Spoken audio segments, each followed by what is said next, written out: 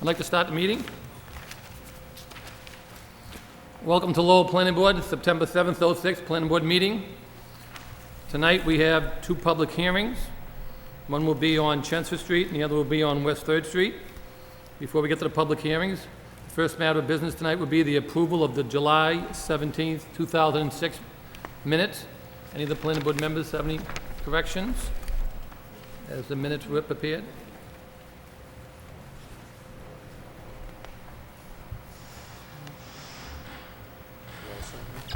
If no corrections? Mr. Chairman, I just have a couple of minor typos, I believe, in the minutes. One on page 14, down at the bottom of the page, under your comments, where it says loose, I think it should be lose, L-O-S-E. Okay. And then again on page 16, under administrative adjustment and discussion, under my name, should be recuse, R-E-C-U-S-E, rather than recluse. Okay. Any other amendments by the planning board members? No. Have none. Rich, no? Mary, no? No. Mr. Chairman, I make a motion to accept the minutes with as amended. Minutes been motioned? A motion has been made to accept the minutes. Would anyone second that motion? Second. Motion's been made and second. Chair votes yes, therefore the minutes have been approved. So we'll be starting off with the first public hearing. First public hearing tonight will be a site plan for 963 Chelmsford Street. The planning board will review the applicant of Genesis LBD for the site plan review of a project located on 963 Chelmsford Street. The proposed project includes the demolition and removal of an existing building on site, the construction of roughly 8,000 square foot, two-story building on site. The building will have first floor retail space with office spaces on the second floor and a basement for storage. The project is located in a regional retail zoning district that provides 50 parking spaces with associated landscaping. Approval is requested for a site plan under section 11.4 of the Lowell zoning ordinance. People who are familiar with this site would be out on Chelmsford Street, right across the street from the mobile station, right before you hit the Lowell connector. May we hear the case for the proponent, please? Good evening, Mr. Chairman, members of the board. My name is George Cielides Jr., 133 Market Street, Lowell, and I'm here this evening in behalf of Genesis LPD. With me is one of the principals of Genesis LPD, Peter Doyle, and his engineer, Matt Hammer from Polaris Engineering. I'll be brief. If I think you recall, we were back here a few weeks ago and did some preliminary review with the board of what our plans were. This location, so I'm pretty sure that everyone understands and knows, is basically the last piece of property in Lowell before you hit Route 3 going towards Chelmsford. And it most recently housed a house that was used as a music building, a retail music building. And Mr. Doyle and his family, who've been business people in the city of Lowell for decades in the meat and provisioning business, decided this would be a wonderful location for for another operation for the family business. And we think that with Matt's assistance, they've come up with a great plan that I think is going to dramatically change that site and come up with a great alternative. Needless to say, it's going to be a better appearing structure for the city. We don't think that they're going to be adding particularly any traffic to the area. It's a pretty good area because it's right off the highway, easy access, easy egress. It's going to be a two-story building, retail on the first floor and offices on the upper floor.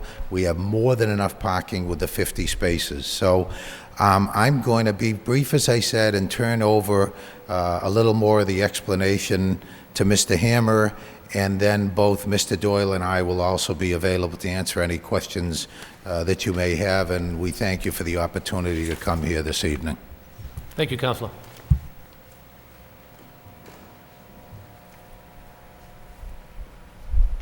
this working? It is working. Good evening, my name's Matt Hammer with Polaris Engineering. And like Mr. Elides had said to you earlier, that you've seen this plan before. The layout of this plan has not changed. We are proposing a two-story structure, and we have submitted architectural drawings, which is shown here, which shows the elevation of the building, and also in those drawings showed a general floor plan. The full construction set of plans to obtain a building permit haven't been prepared as of yet. But this gives you an idea of what this proposed building is going to look like. The proposed building is 48 by 80. And this section here is facing Chelmsford Street, which is shown on this front elevation here. And this shows a glass window along here, as well as windows up above with a, what we think is going to be a split-faced cinder block facade here, and possibly transitioning to brick. We're trying to work out those materials right now. And we believe that we're going to generally stay with a terracotta type of appearance. So as you're traveling down Chelmsford Street here, you'll be looking at this elevation. This elevation here, which is identified on the plan set as the left side elevation, is looking at the structure from this perspective from the access drive here. We're actually anticipating that we may even extend an awning from that front entrance out to this walkway area and possibly along this entire walk, so that people are generally dry when they're approaching the building along this proposed sidewalk and this sidewalk here, which is being utilized as a handicap ramp. And generally, as I had discussed before at the previous meeting, everything shown here in black is parking. And the entire drainage system for this project is utilized subsurface. So there'll be subsurface infiltration drainage systems incorporated in this project to take care of all of this drainage here. We've also have received comments from the engineering department pertaining to some of these items, and we've responded immediately back to the engineering department with a revised plan set addressing some of those comments, all of those comments, I should say.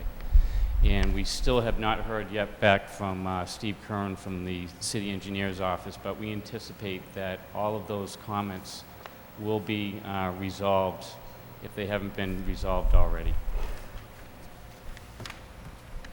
One additional aspect of this project is that there's actually going to be a drive-in loading bay beneath this structure. So what we've done is lifted the structure up off the ground enough so that we're able to utilize this one-way delivery access, which is going to be demarked with signs, so that delivery vehicles can come into this project, back into this loading bay, unload what they need to do without disrupting the main circulation in front of the building. One of the comments that was more of a site layout issue was this dumpster here, and it was just noted that this dumpster needs to be fenced in per the City of Lowell ordinance for dumpsters, which we acknowledge that will be fenced in, and it is shown on the plan as being fenced in. We've shown on this plan generalized landscaping on this plan, and one of the comments came back that obviously a requirement is a full landscaping plan, and a full landscaping plan has not been prepared as of yet, but we recognize that when that plan is created, that we'll just be sending that into the planning department for their review to make sure that they're okay with the landscape plan. And I open up to the board.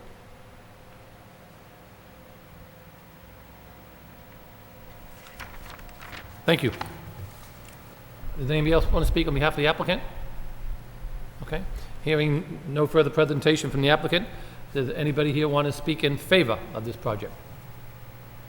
Anybody here in favor? In favor? Hearing none. Does anybody want to speak in opposition? Anybody here in opposition? Opposition? Hearing none, I'll turn it over to the board members. Rich, I'll start with you. You want to start tonight, Rich? Any questions or concerns? Yes, I have a few questions. First of all, I think you got a nice quality job here and really looks nice. Just a few really minor questions. The dumpster in the back corner, it's hard to tell how close that is to the nearest house. I know there's some housing along there somewhere.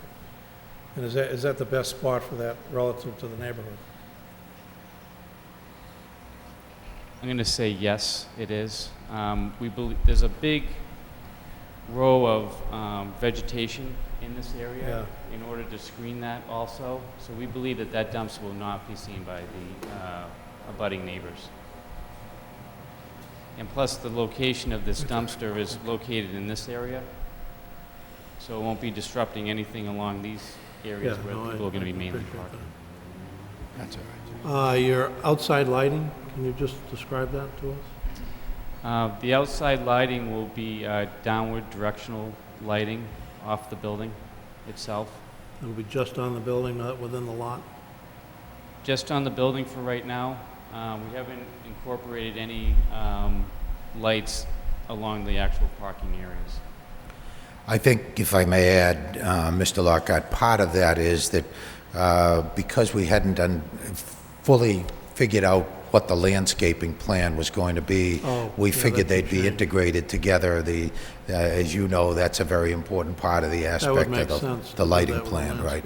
And certainly something we would agree to being subject to review by the planning department before we go forward. Right, okay. There was one comment in your permit application report about pedestrian safety, and you were going to connect some walkways. I'm sure you're going to get some pedestrian traffic in here. It says under site plan review criteria, pedestrian safety is considered by installing crosswalks and paved walkways that connect to the existing public sidewalks. Is there anything over there that, relative to that Absolutely. you're considering? What we have done is incorporated our sidewalks with a striped sidewalk here to be connected into the existing sidewalk system that's present today. Okay. I think what we need to add to this plan is some striped line work across this curb cut in order to make sure that this is compliant as well. So we could make sure that we would add that to a revised plan. Sure, okay. That's all I have, Mr. Chairman. Thank you, Rich. Mary, do you have any questions or concerns? Just a couple things that were pointed out. A signage plan. Do you have any type of a signage plan for the parking lot, showing people where the loading dock will be compared to the front entrance? We have not worked out those details yet. There will be signage right here, which is shown on this plan, which shows a traffic sign to limit access to one-way for just deliveries only, which would be located here. And I think we're going to have some signage dedicating parking to the office space and directing people coming into this facility how to get to the entrance. Okay. Plus the handicap signage as well, of course. We do show a proposed sign here, Okay. but we will go through the normal sign permitting process in order to determine exactly what we're going to do for a sign here. Okay. And all of the city engineers' issues have been resolved or will be resolved? That's correct. Okay. I have no further questions. Thank you, Mary. Joe? Thank you, Mr. Chairman. Just a couple, if I may. Mr. Ham, could you discuss the construction of the retaining wall, where that's going and what it's being constructed of? Absolutely. Right now, we have a proposed retaining wall that's located along this entire portion of the property to limit the disturbance in the buffer zone to this nearby wetland here. The actual construction still has yet to be determined, whether it's going to be a modular block wall or a poured-in-place concrete wall. We've talked to the engineers department about the construction of that wall, and we have notations on the plan set that the walls are going to be engineered, designed walls, and will go through the engineers department for review prior to the issuance of any permit relating to those walls. All right.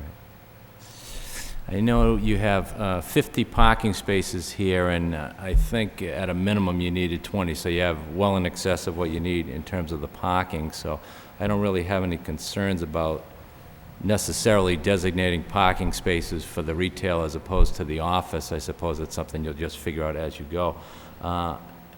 Maybe for Mr. Doyle, do you intend to retain ownership and rent the above, or? Yes, Yeah, okay. yes. The front elevation of this, the front facade that you're now showing, that's the elevation along Chelmsford Street? No, the bottom one? Is that the elevation along Chelmsford Street? Yes. As you're looking at Chelmsford Street, that's what you'll see? Right. And the front entrance of the store will be there? No, That'll be on the side? on the highway side. All right. The entrance that's in that smaller facade, is that for what is that for? Probably just to get people into the upstairs retail. Access to the I mean, the upstairs? upstairs office area, right. We've discussed maybe reducing some of the glass there, Mr. Claremont, because we don't want to have a lot of problems with any potential handling of glass. I'll leave it that way. I noticed that you did respond to all of the engineer's concerns, but at this point you haven't gotten a response back from Mr. Curran? That's correct. He received a plan set last Thursday. Okay. It was the holiday weekend, and we have not yet to get a response from him.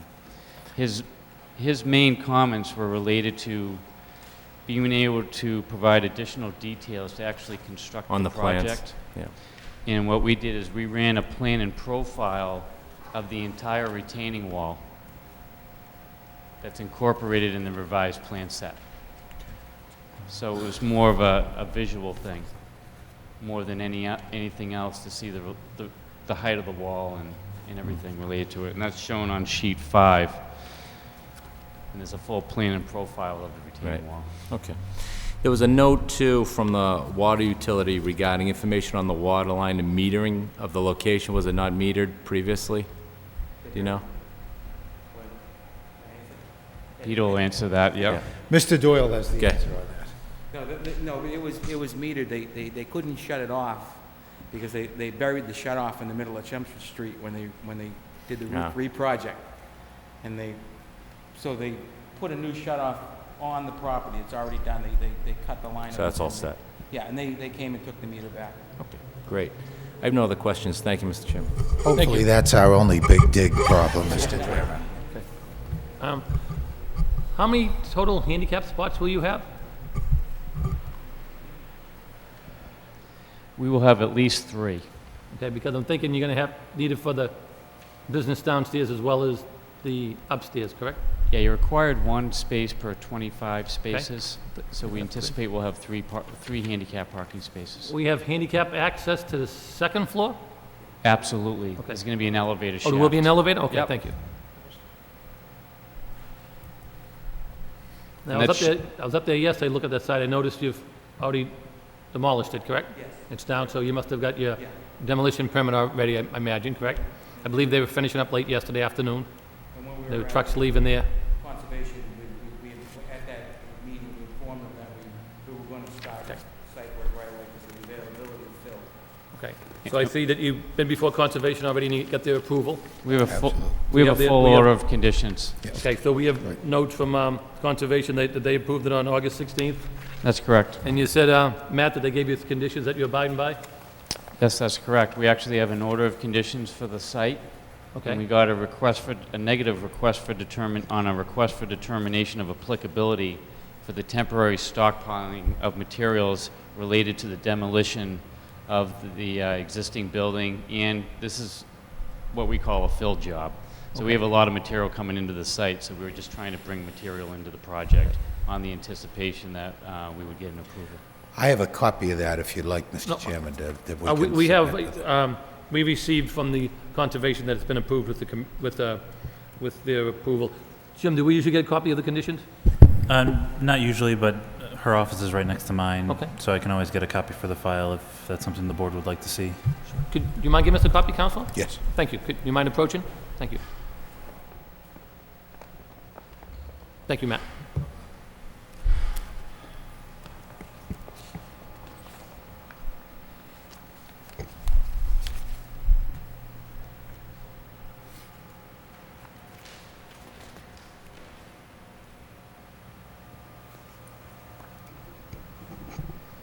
That's all right.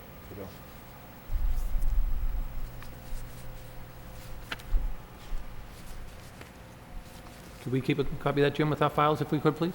Thank you. I think- Could you just outline where the wetlands are on the site for me, if you don't mind? It's shown on this plan as this light green. Okay, I wasn't sure if it was the light or the dark, but I thought it was the light, but I wanted to make sure. It's right here. Okay. So that's basically to, okay. All right. I know we've received comment from other departments, which we have to do, and I think most of them come back favorable. We got a favorable reply from the fire department. We've addressed the Conservation Commission. We received a favorable reply from the wastewater treatment department plant. We received a favorable reply from the Board of Health. The other ones that we have comments on, you said you're addressing the ones with the city engineer, as well as you're working on the landscaping plan and the lighting plan, correct? That's correct. Okay. Thank you. I have no further questions. Do any of the board members have any further questions as a result of anything I said, or any further discussion of any other board members? No. No? Okay.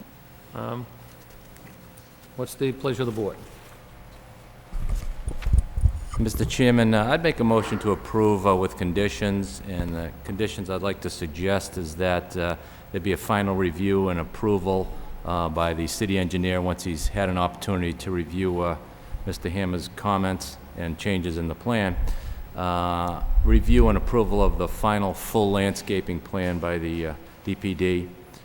Compliance with the architectural renderings that was submitted here tonight. Final review of the final lighting plan and signage plan. So if we could have those reviews by DPD, I'll make that as a motion. I'll second the motion. Motion's been made and second. All in favor, say aye. Aye. Aye, vote, chair votes yes. The vote carries 4-0 in favor. Thank you Good very luck. much. We thank you very much. Thank you. No, it's a nice project.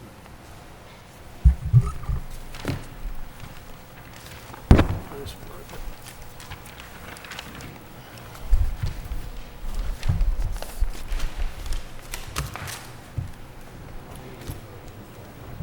Okay, on the next, yeah.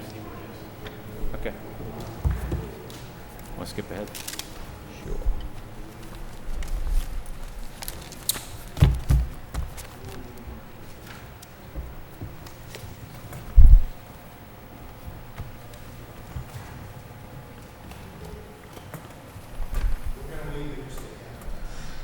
Okay.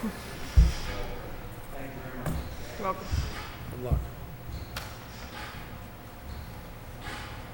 The next matter scheduled that we have is on for the West 3rd Street project. I've just been informed by Matt Hammer that he's waiting for Attorney Flood, who hasn't arrived as of yet. Therefore, the planning board will take up some other matters while we're waiting for Attorney Flood. And as soon as he gets here, we will start back with the West 3rd Street matter. We'll move on to what's known in our packet here. We have matters under what's known as new business. Discuss planning board application forms. Jim, do you want to take this at this time? Are you ready to go on that? Sure, we can go through this. I'll try to keep it brief. The just planning in board to case. discuss the proposed updates of the various forms used during the board's application submittal process. Go ahead, Jim.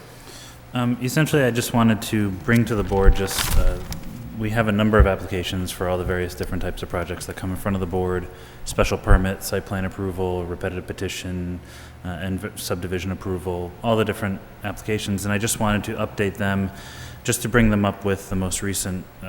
There's been a couple rounds of zoning ordinance changes by the council over the last 6 months to a year. And I also just wanted to make some very minor tweaks. For the most part, most of the application forms didn't really need to be changed other than just updating my email address, for example. But I wanted to, I brought you a copy of one of the ones that required a little bit more of a change, and I'll pass that out to you and explain what the change is. This one's the application for a special permit in front of the Lowell Planning Board, and for the most part, this application is the exact same as what it's been for the last couple of years now. The only change is, the only substantial change really, other than just the change to, for example, my email address, is that on page 5 of this plan, I added what is known as the 11.3A criteria for special permits sought under Article 12 Table of Uses. And this is something that the City Council actually added to our zoning ordinance in April as criteria for which we can judge special permit projects in front of the Planning Board and the Zoning Board of Appeals under Article 12, the Table of Uses.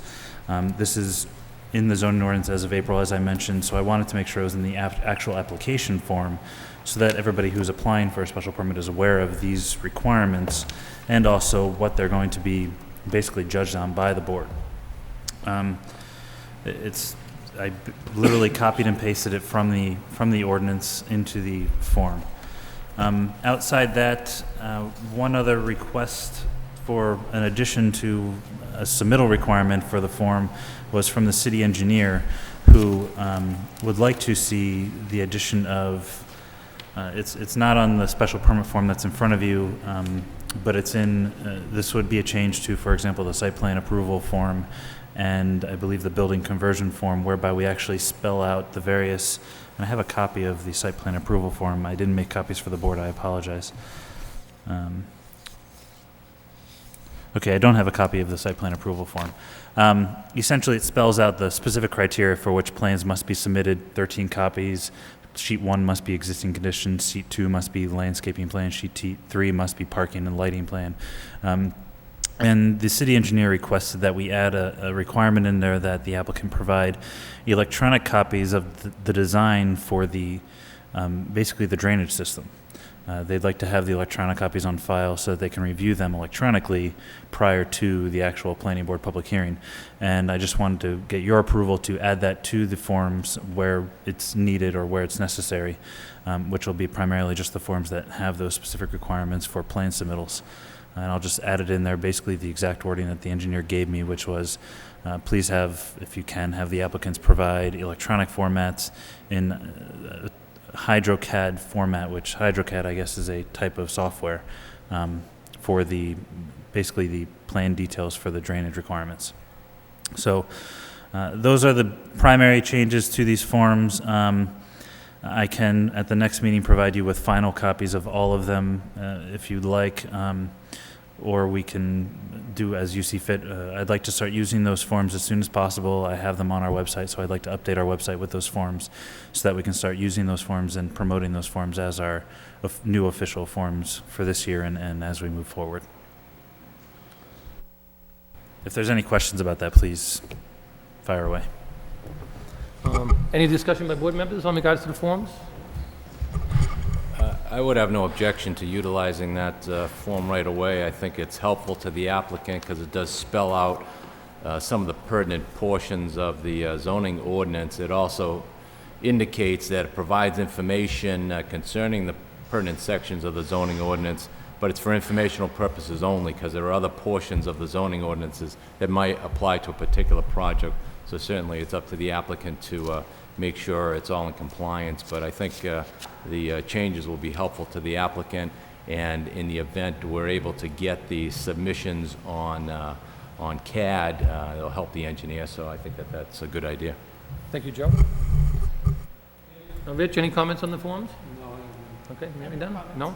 I have no problems with those, so if you could put those together and bring them forward to the next meeting, that we have a chance to look them over in the packet. Certainly. If we have any questions or concerns, or in the interim, if we come up with any ideas, we can either notify you or we can bring them up to the next meeting? That'd be perfect, yep. Okay. That's That fine. way we have a chance to digest the one you gave us tonight, and we can listen to the other ones that you gave us. I provided that one because it actually had the most change, substantial change to a form, and I didn't want to inundate you with 12 different forms that No problem. ultimately Yeah. on I think 80% of the forms, it was just, I updated my email address and put my name on there instead of George's name as the previous associate planner. I like the idea what you proposed and what's been echoed here by Joe about the site plan criteria to let people know exactly what the things that we have to look at for each time we come in, for the special permit. So when they're saying, why you're asking these questions in regards to the neighborhood character, the master plan, the environmental issues, the traffic access and study, and all the additional impacts, at least they know that we have a checklist that we're gonna go by, and that we're requesting that they provide that checklist in advance, so they can be prepared when they come before us. Exactly, and that'll really give a lot more review power to the board, as well as provide more information to the applicant as to what you're going to be viewing or what you're going to be basing your review of the plan, future submittals on. And as I believe Joe mentioned, there is a disclaimer on the bottom that it is for informational purposes only. For, please consult our, I believe it says something where consult our zoning ordinance if you'd like to have. It says, pertain to sections of the zoning ordinance, So this is just a criteria to have them look at, and then for follow-up to go to the zoning right. ordinance. Although So- it is just literally copied and pasted out of the it zoning looks ordinance. verbatim, basically, It is, yep. So, okay, thank you very much.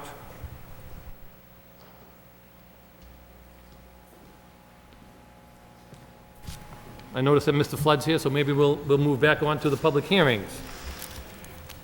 Good evening, Mr. Flood. Good evening, Mr. Chairman. I want to apologize. I didn't know you started at 6:30.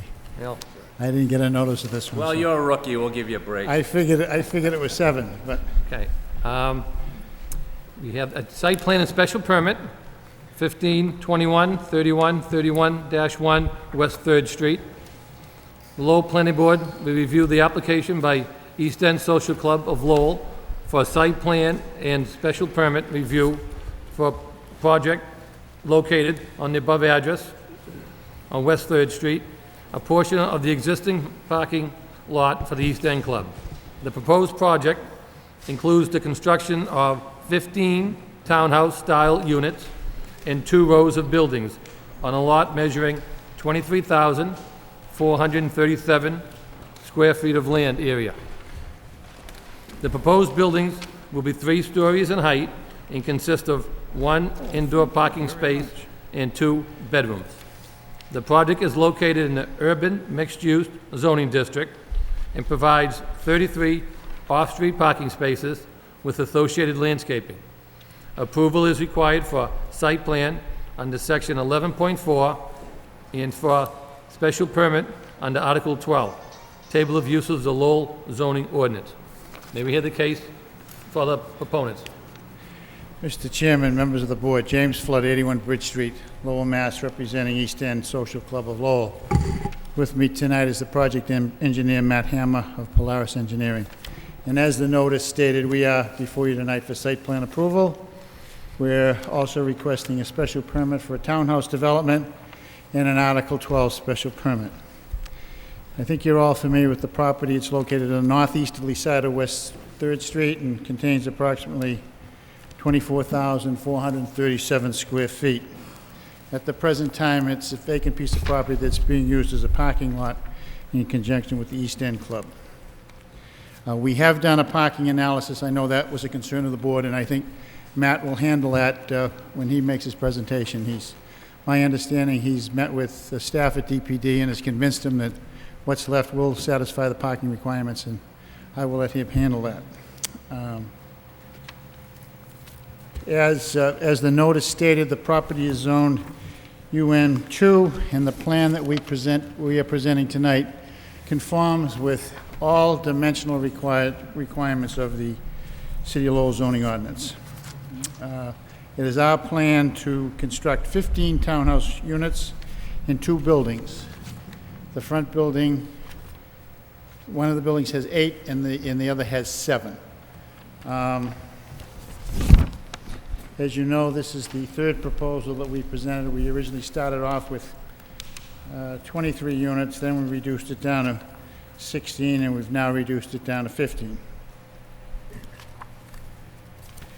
I just want to state that we're back with 15 because in order to get this project done, we need 15 units. It's not financially feasible to do it without 15 units, so that's why we're back with it. We have met with this board. On 2 occasions, we met with the Residents Association, and we've tried to incorporate the suggestions that both this board and the association have made into the final plan. In designing the project, our architect, Jack Sullivan, attempted to coordinate the architecture of the area into the plan so it would try to conform with what is in the neighborhood. I think you're all familiar with it. I have a breakdown. Most of them are 2 families, 3 families, 4 families, and then there's some over 10 families in the area. Most of them are close to the roadway, so that's why our plan is designed that way. I know there was concern before, too, about the trees, and unfortunately, with this plan, some of the trees will have to be removed. But we will attempt to relocate those trees someplace on the site if possible. If not, we will contribute to the city of Lowell so they could replace those trees anywhere in the city that they want to do it. It's my understanding that a landscape plan was submitted to the DPD office this morning. I haven't seen it, but I would assume it would be in your package, which will show the landscaping. So, let me just see what else I have.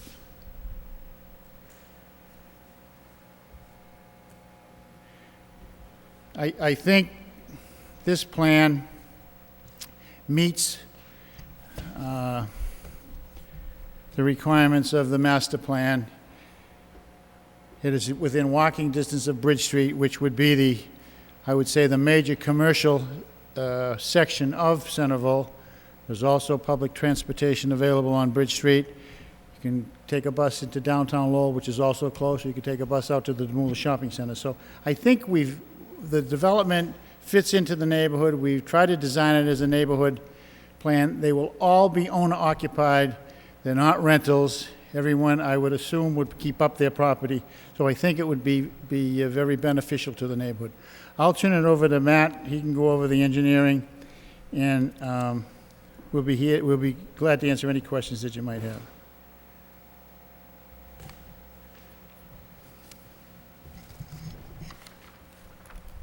Chairman and members of the board, for the record, my name is Matt Hammer with Polaris Engineering, representing West 3rd Street Construction, LLC. We've gone over this project a number of times, so I don't know if it's, good use of our time to go over the project just generally, because I believe that you're used to this layout. Some additional items that have been added to this general layout here is that what we've done is incorporated a subsurface drainage system on this property that'll be located here, which is included in your plan set. We've also have incorporated a landscape design plan, and we've retained the services of Grayer Associates, and in your packet is a landscape plan.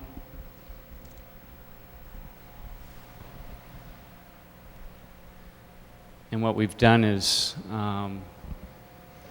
provided a significant amount of landscaping on this project to ensure that any vegetation that may be lost by the removal of these trees that are along this roadway, which I know has been a concern, are replenished by the incorporation of these trees in this vegetation that's shown on the landscape plan.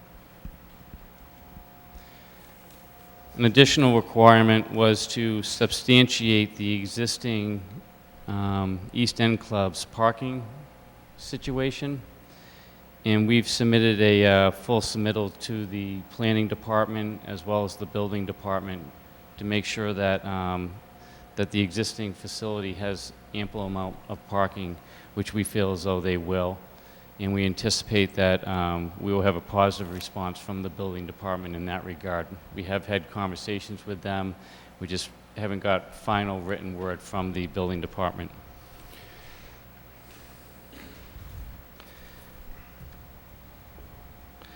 Generally, Attorney Flood has gone through the general issues related to this project in terms of where we're at, the reason why we need 15 units.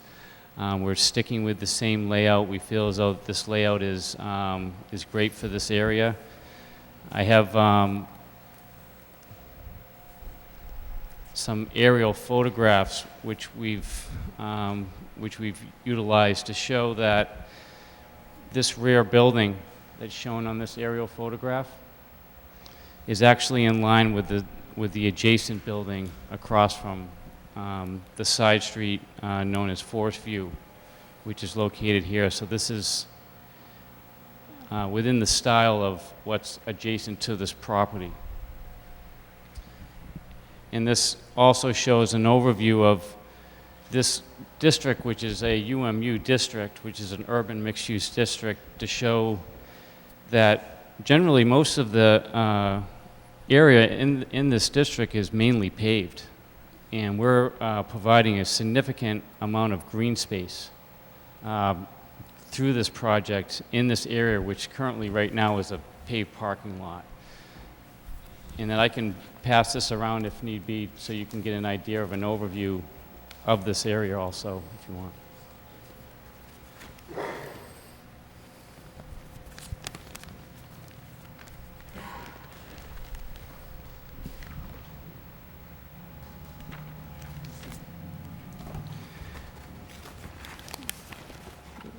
We've also received comments from the various municipal departments within the city, and we've taken those comments, we've revised the plan set, and generated that back to the city engineer's office. Primarily what the engineer's office was looking for was some cross sections to this retaining wall here to get a better idea of what that retaining wall is going to look like in comparison to the existing ground on this side. Some of his comments related to sewer issues, water issues, and we've revised the plan set fulfilling his comments on those issues.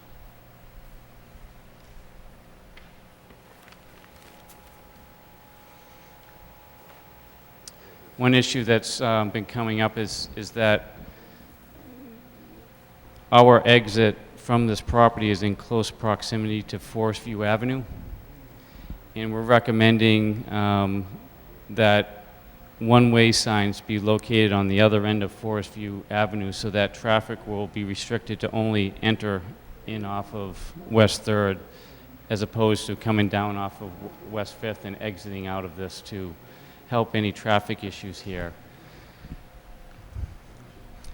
It should also be recognized that the adjacent project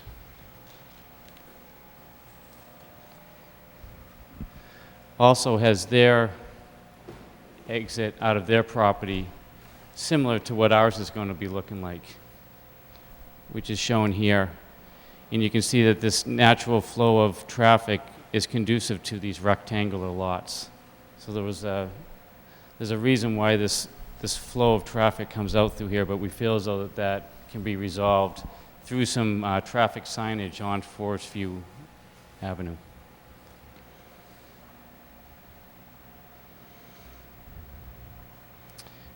And mainly that's basically where we're at with the comments from the municipal departments, and I can take any questions that the board may have. I just wanted to add something that I forgot, and I thought you might pick it up. Although we weren't required to provide any usable open space on this project, we did do it. There's approximately, well, probably 5,000 square feet, close to it, altogether usable open space, and there's no requirement under zoning.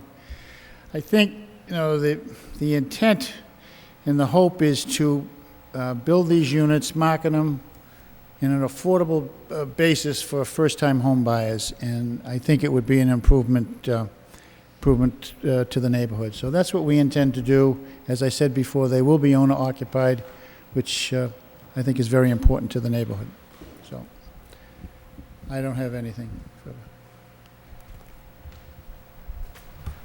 Thank you, Mr. Flynn. Thank you, Matt. Excuse me. At this point in time, anybody else like to speak in favor? Anybody here want to speak in favor? In favor?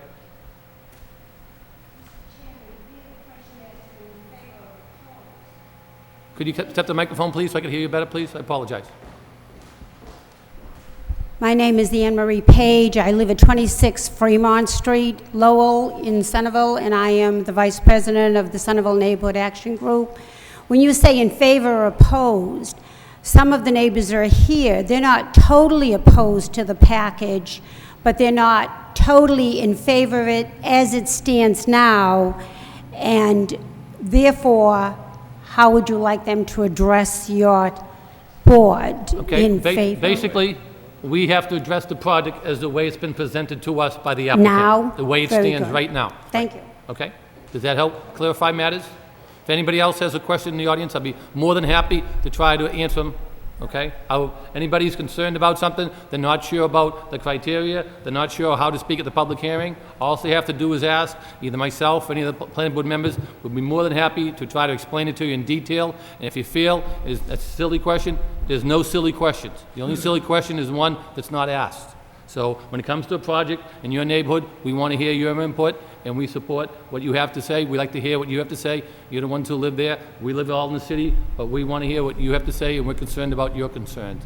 So if anybody has to say something in favor at this time, I'll listen to those in favor, and then after that, I'll take those who are in opposition. Yes, sir. If you want to step to the microphone so I can hear you, I'd appreciate it. I live at 58 West 3rd Street, which is just across the street, Okay. a little ways down So, from where I mean, that before we place go is. further, just let me ask, do you have a question, or do you want to be in favor or against? Well, I have a question that I would like to ask, and Okay. I'd like to have it answered Sure. before I go along with this program. Okay, could I just have your name About for the... building that building. I'm sorry, can I just Because have your name for the record, in the please? years that I've been living there... Excuse me? When the bottom of our Sir? street floods... I just need your name for the have- record. I just need your Fred name for the record. Goodwin. Oh, thank you, sir. From 58 Okay. West 3rd. Okay, go ahead. And what I'd like to say about it, in the years, about 34 years that I've lived there, when it rains hard, the bottom of our street floods, and it starts backing up. And it's come within our driveway, and our toilets back up because the septic don't take care of it when it rains. Now, what's the ad, with all these buildings adding to it, we'll have everybody flooded. Okay, so to answer your question, My question is, Okay. I'd like to know is what's going to happen when it rains and all the sewage backs Okay. up with all that extra sewage now, going? to answer your question, With the the question... antique, Okay. with the antique sewage that's there, it don't Okay. handle it now. To answer your question, sir, is they don't have to change how the problem exists now, okay? They cannot change that. With They- the sewage, okay, when it rains, the sewage don't take care of it now. I understand that. And everybody has to flood out their Okay, cellars. so the question is, how it exists now, it's not their responsibility to change it. Their responsibility would be... Responsibility of the city before Right. they accept a plan like this. Okay. So what it is, it's not the responsibility of the applicant, it is the responsibility of the city, it's not the applicant. I agree with you. I agree with you 100%. So what happens is, they're not responsible to change that, however, they're not responsible to increase any water runoff on their site to make the matter worse. Plug up the sewage anyway, Okay. plugged anyway. Okay. Thank you. And the plant down the street there at the boardwalk gonna hold it all anyway. So Makes it worse too. at this point in time, as we go on, I'll ask if anybody here wants to speak in favor? In favor? Hearing none at this point in time, I'll ask if anybody would like to speak in opposition. Anybody in opposition? If you just come to the microphone, state your name and your address for the record, please.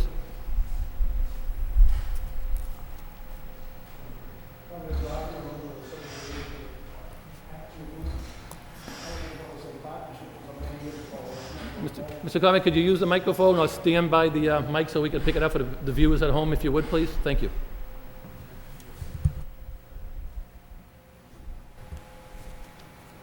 Now we all parties could hear it, please. Thank you, sir. Well, thank you very much. The neighborhood group is not 100% opposed to this project. We're opposed to the size of the project.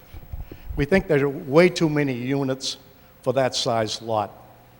And what I've done is I've taken the plans that the people have of the East End Club have submitted and made some changes to them, not physical changes, but made some changes in such as in the coloring to show that, you know, all the green space and all the asphalt, it just doesn't blend in with what we're talking about here. All this dark green here is really asphalt, you know. The building itself is 4 stories high, In the plans, it says it's 3 stories high, and I don't know if that's just to make the project look smaller, or if it's just a way that this architect has of writing up the numbers. When we're talking about the houses on the street that I'm going to show you that are 2-story or 3-story houses, that's 3 stories from the ground up. And compared to this project here, this is 4 stories, almost 4.5 stories high. It represents about, as far as I can figure out mathematically, about 41 feet high and 165 feet long. Give or take a couple of inches. That's as close as I can count to it.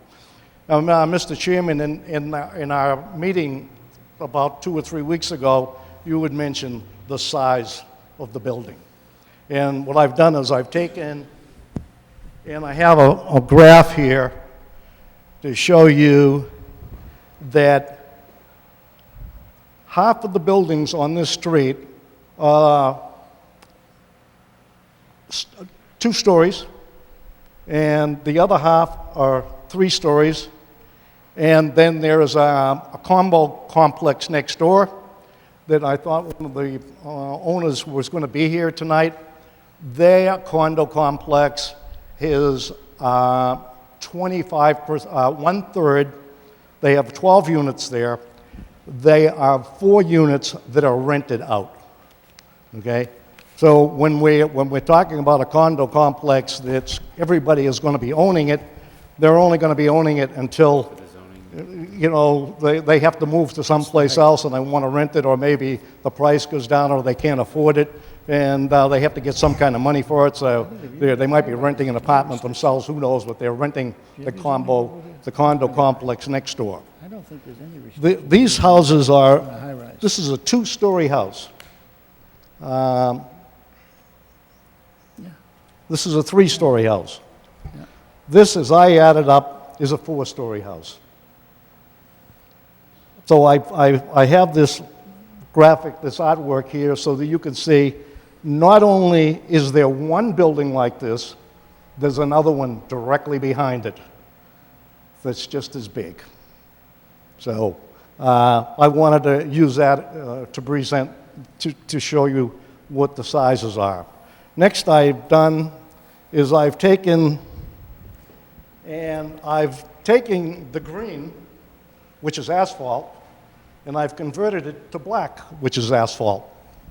And this is the way the people that are in this project, when they look out their windows, except for this point here, this is the East End parking lot. Not only do they see asphalt from wall to wall, up and down, but they also see asphalt from here all the way to West 4th Street. There's no blocking of trees like there is on West 3rd Street. And, you know, I've showed you the pictures last time we were here. There's 12 very nice trees there. And, you know, we hate to see those trees cut down. The parking. If we were to take the width of this unit here, being 20 feet wide, and anybody backing up, this is a 23-foot space, 23-foot space in here, I understand. And at one point in time, we had discussed moving this project back 3 or 4 feet so that they could use the trees that are in front. But if we move this project back 3 feet, how was anybody going to be able to back out of there? That's unrealistic. Another thing, when we're looking at the parking, there are 2 cars here. There are 2 bedrooms.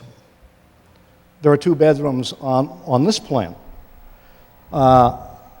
Everybody isn't going to be running their cars back and forth, in and out, every time the husband or the wife or one of the children want to move a car. If dad's car is in here and mother's car is here, is she going to put her car out here, and then as soon as he drives away, put her car back into the garage?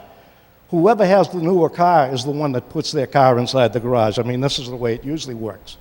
So somebody's car is going to be left on the street, generally speaking.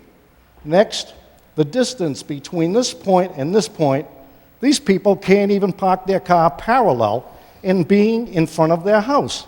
This is only 10 feet wide. A car's got to be 15 or 16 feet long, and in the old days, the cars were 18 feet. Maybe the cars are only 15 feet now, 14. I didn't measure one.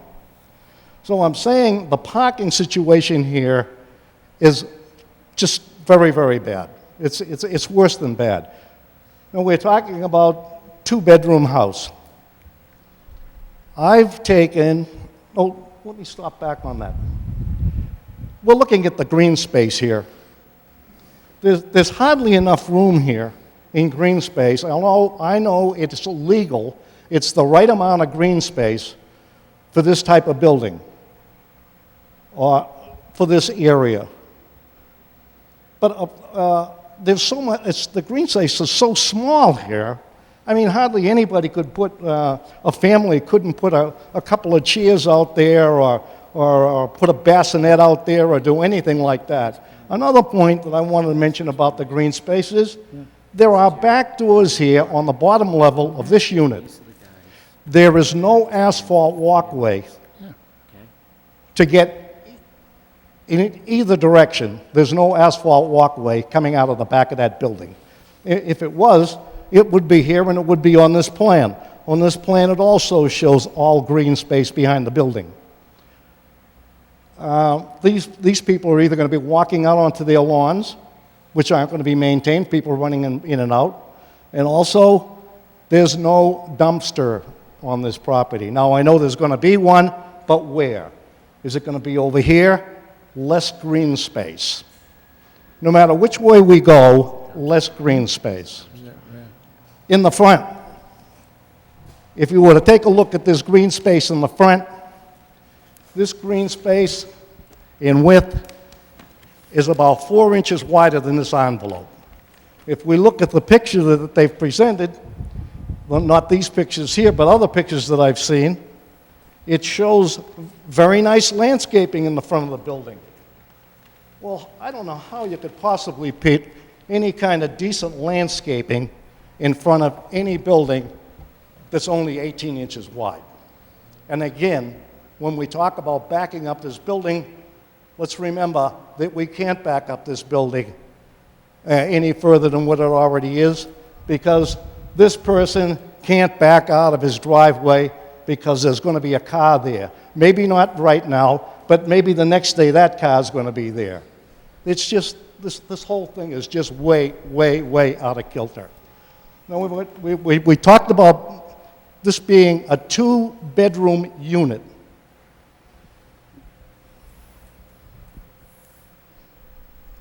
Here's the lofts. I'm not an engineer, but I assume that this solid line is a solid partition. That's on the fourth floor, and this is considered a loft. These are all solid lines. My argument is that they should have been put in dotted lines, because if this is a loft has to be opened at least in one side. Now, they could erase this line here and put a handrail there. Okay, that would say it's a loft. My thinking is that these, if not now, in the future, will all be bedrooms.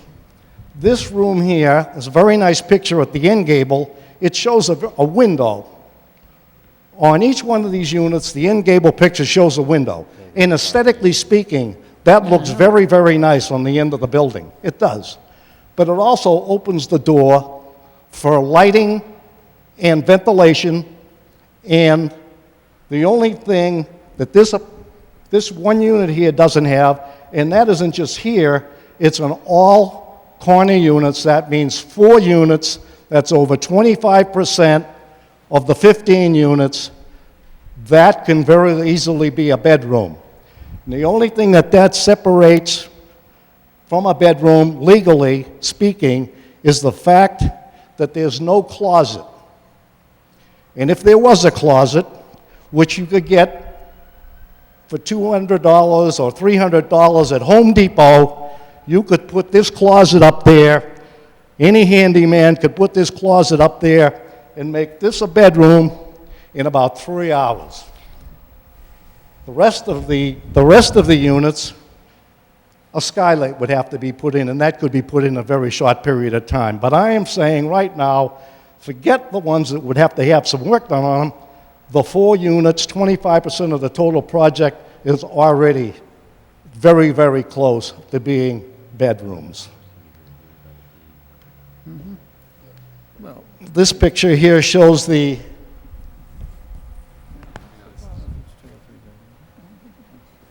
the 18-inch front green space. There isn't anybody here that can put a decent-looking garden in 18 inches.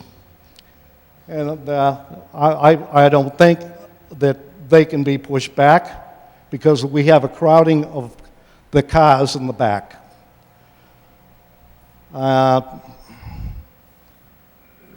I'd like to mention the fact that this loft, this is called loft room, is 11 by 15, almost the largest room, or close to being equal to the largest rooms in this whole 3 or 4 story unit. Again, the parking and all the asphalt and the size of the building times 2. That's what we have right here. If I could just have a minute to look at my notes here. I wanted to mention the fact that many years ago, about 10 years ago, they did a survey of all of the section of the city, and about 62% were renters, okay? Now, there's, on this street, there's 75% renters. We have here tonight 5 or 6 homeowners that actually live here. Whether they're going to speak or not, I really don't know. We're all of the same opinion, and they can say what they can say themselves, that the project is just too large. There are 11 stories like this and 11 stories like that on this street. Taking those 11 stories that we're talking, 11 buildings that we're talking about, I'm not quite sure.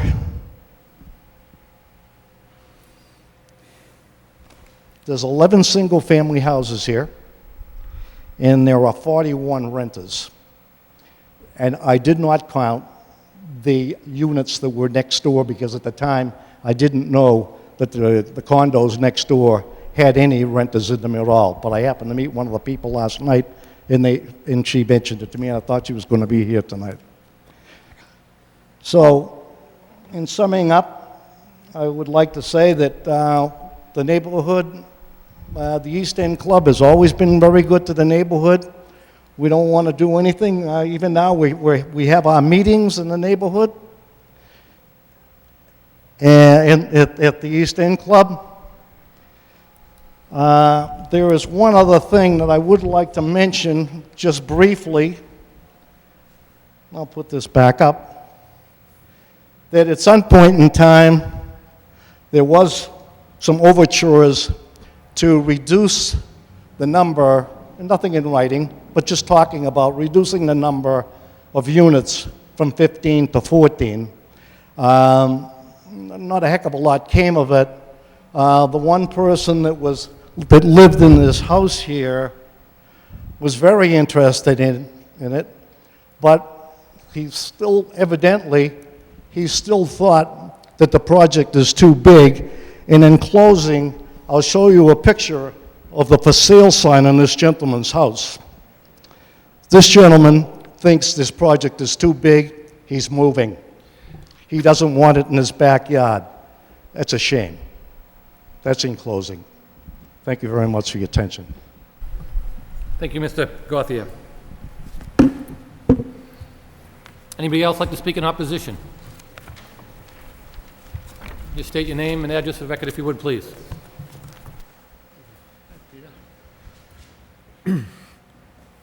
Yes, I am Peter Casellas, 270 Bacon Street in Lowell. I'm representing the Centralville Neighborhood Action Group. I think Conrad has spoken largely on the density of the project and the impacts of the project due to its density. I'd like to address some of the issues of flooding and poor drainage in the area. The neighborhood is flood prone and subject to poor drainage,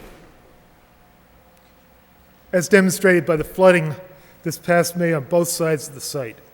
There was flooding on West 3rd Street at the base of Jewett and the base of Coburn Street. There was flooding on Lakeview Avenue next to the barn behind Russo's. And that condition existed for several days during that period. Now, the property maps as Zone X in the floodplain. And Zone X includes areas that are subject to the 100-year flood, as well as areas that are protected by levees.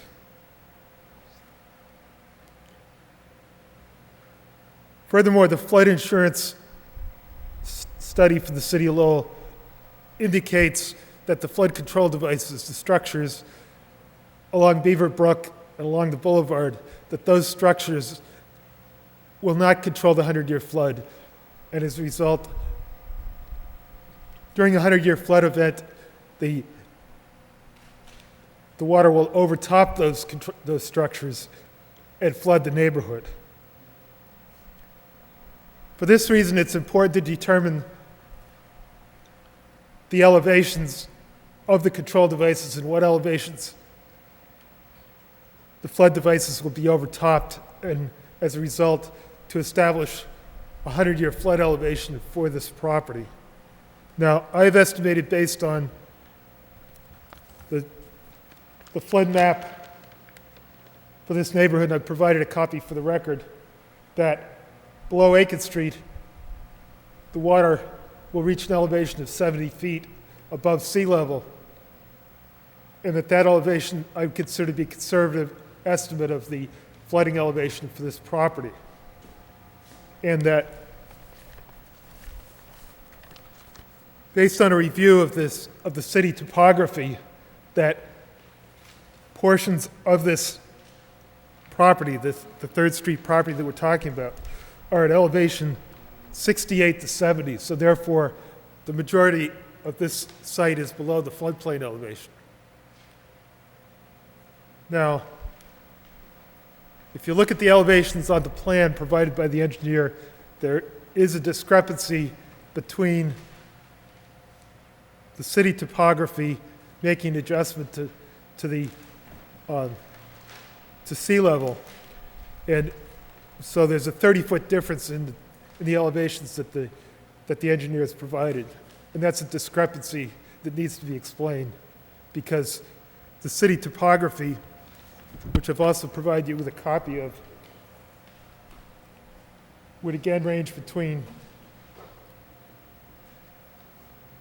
I'm going to say 14 and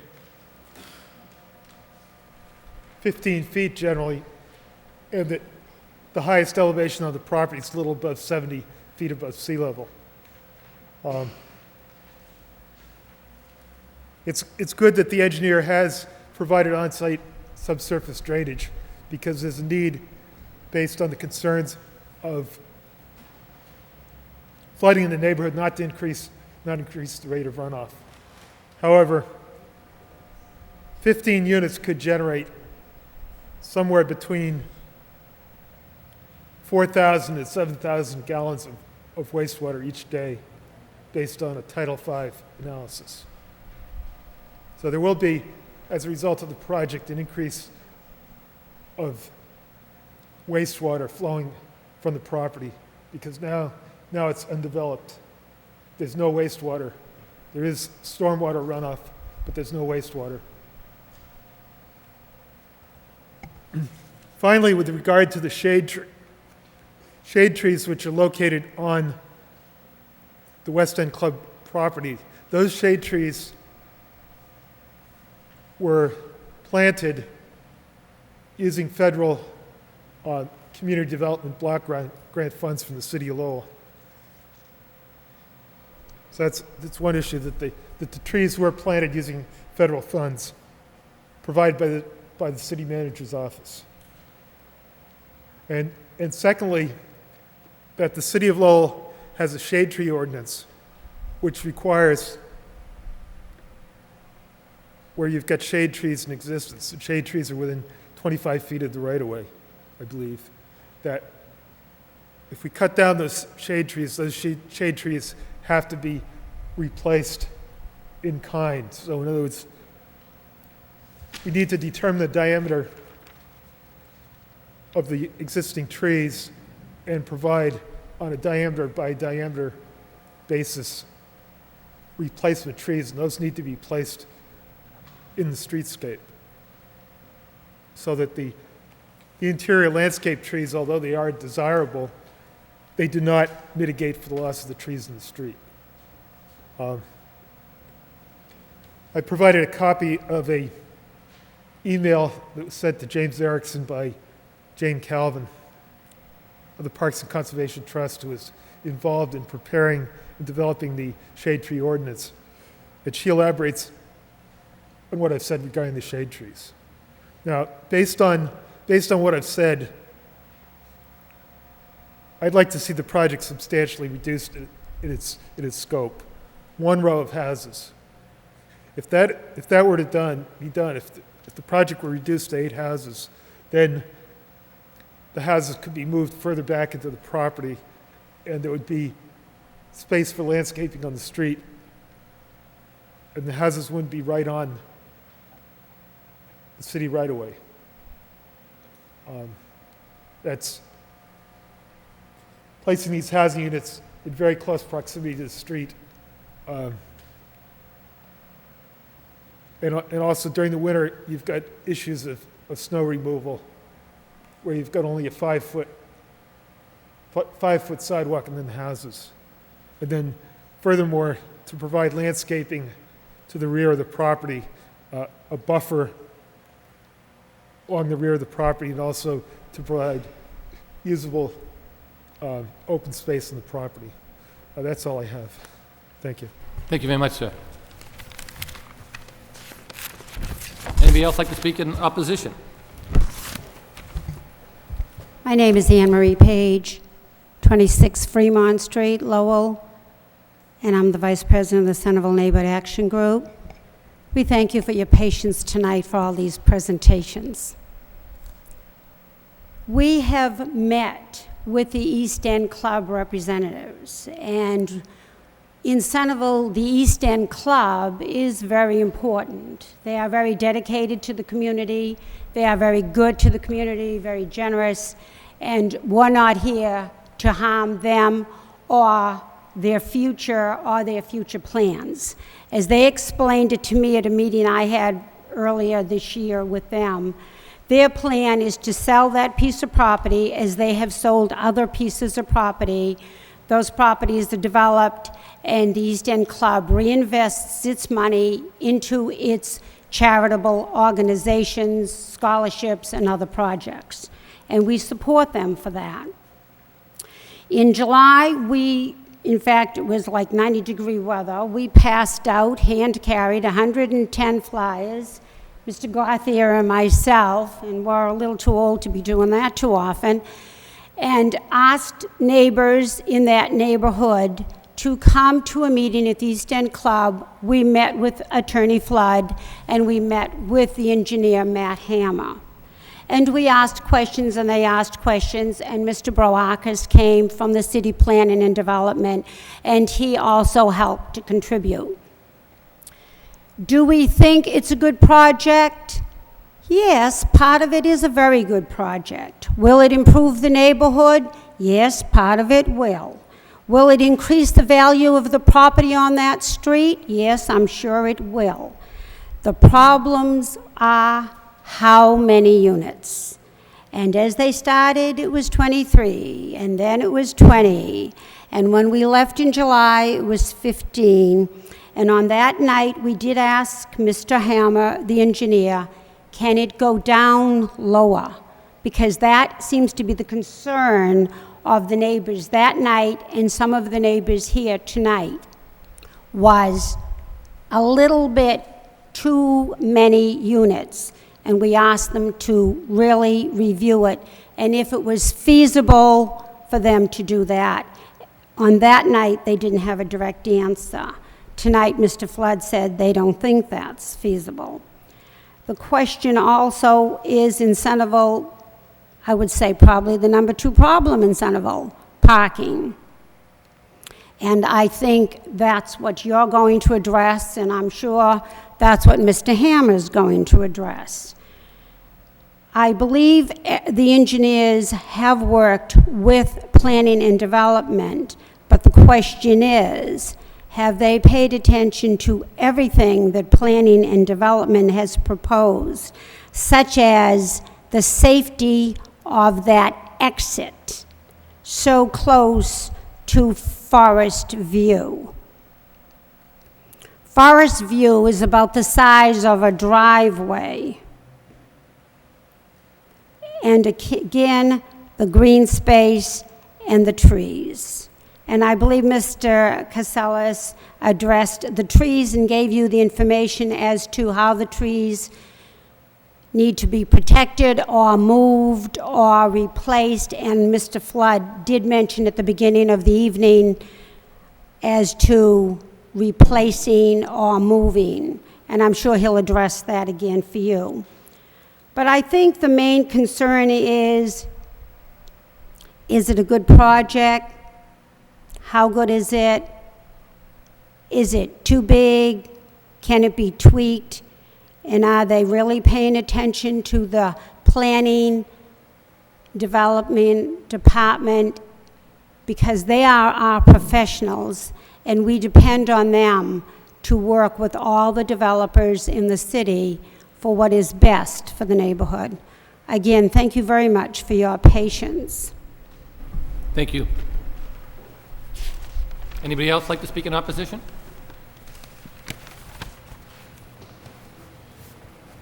Anybody else want to speak in opposition? In opposition? Hearing none at this point in time, I'll turn it over to the board members. Rich, I'll start with you. Yes, I have a few questions and a couple of concerns. One, I think, generally speaking, it is a little too dense, and I would prefer to see less units there. And I understand the economics part of it too. So from that respect, it's a little difficult, but a couple of questions. One regarding the parking. I think there's, from my standpoint, there's some conflicting information regarding once this development is done, how many parking spaces the East End Club has left, and is that enough? The documentation that I was given for tonight's meeting indicates that you won't, and yet you stated that you've done a complete analysis that shows that you do. I haven't seen that, and don't have any knowledge of what those numbers are. Can you clarify that, please? Yes, I can. The analysis that was done by the city's representative didn't take into account an additional parcel that was located off of West 5th Street. And that full summary is in this packet, which we've submitted, and we feel as though that there isn't ample parking at the facility shown in this document. So there's additional parking off of West 5th? There was an additional what you said? parcel owned by the East End Club that was located off of West 5th. That are not on the plans that we've seen? Well, it wasn't taken into account on the city's review prior to our submission. Okay.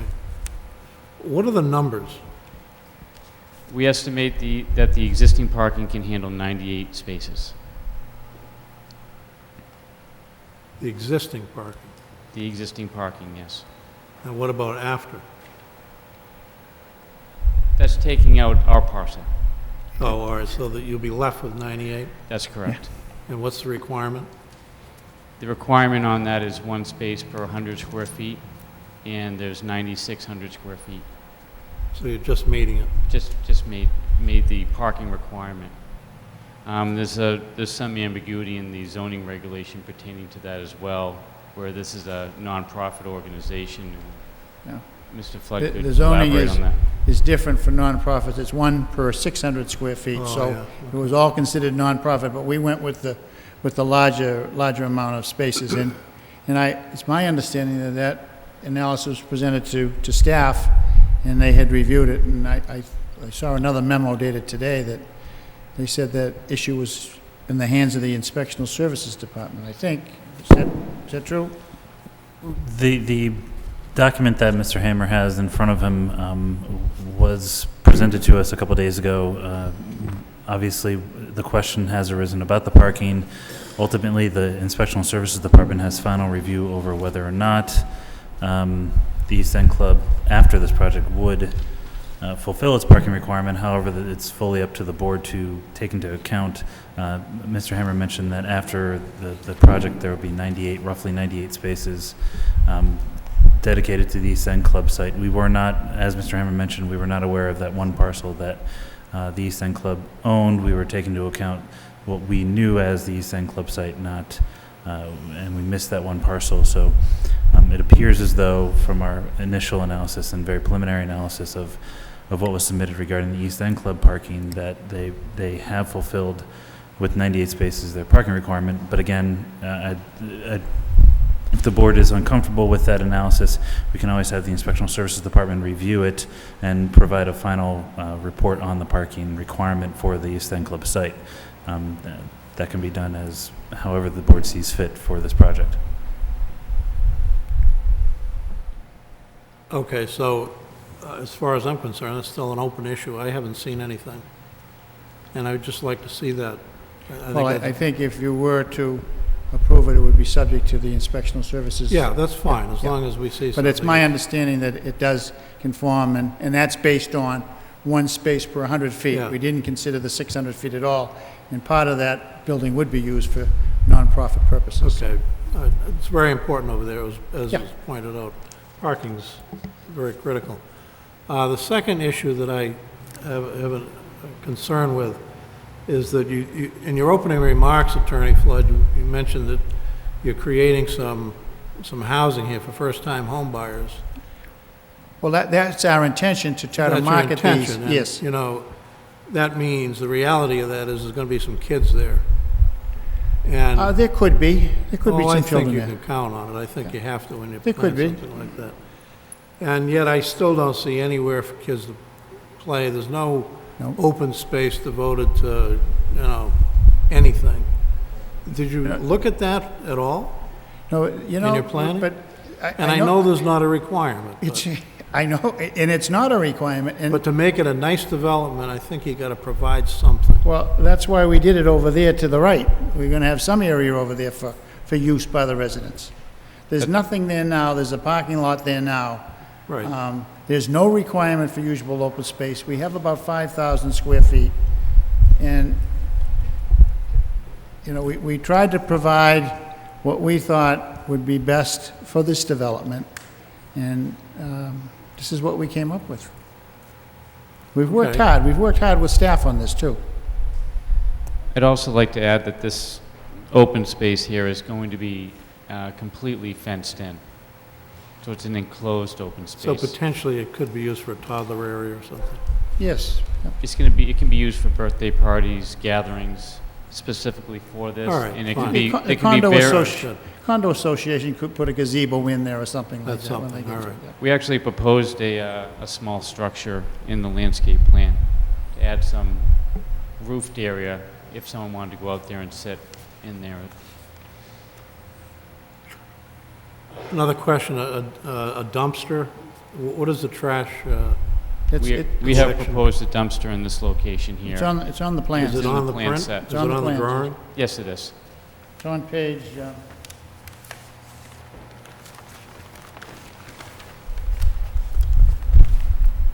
the third page, 3 of 5. It's on- The dumpster's shown on the plan. On page 3.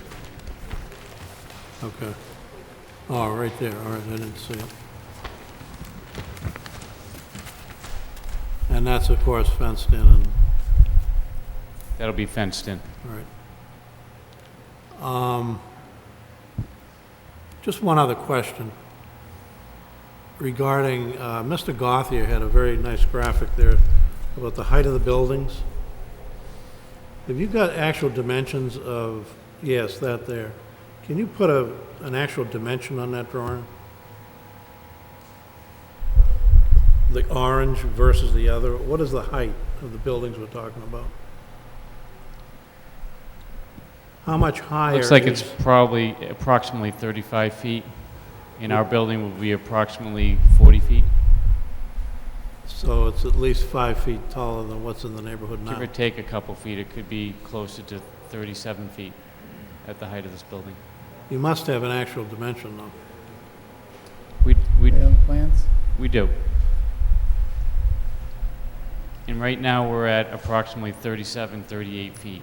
38 feet. Yeah. So what he describes as a 4-story building is pretty accurate? No, that is not accurate. This is a 3.5-story structure. It's Well, parking. all right, 3.5, even 3.5. It's a 3.5-story structure, and it wasn't 4 to 4.5 like he was saying. It's a 3.5-story structure, and The parking is underneath. Okay, that and- takes and so that- it is taller than what's in the neighborhood now? And I stated that it, in our application says 2 bedrooms. That's what we intend. Okay, all right, it's taller than what's there now. And once again, in the zoning, there is no height restriction in this district at all. Yeah, So, I know. I mean, if you wanted a 6-story building with 23 units, it's permitted. You don't Well, even I have to just come want to here. get there's a I thing know. called neighborhood character that was, But we've the kicked around neighborhood- for a long time, and, I checked the houses, I checked with the assessors. We looked at the neighborhood. You've got the first building, which is, I think the address is got 10 units. okay.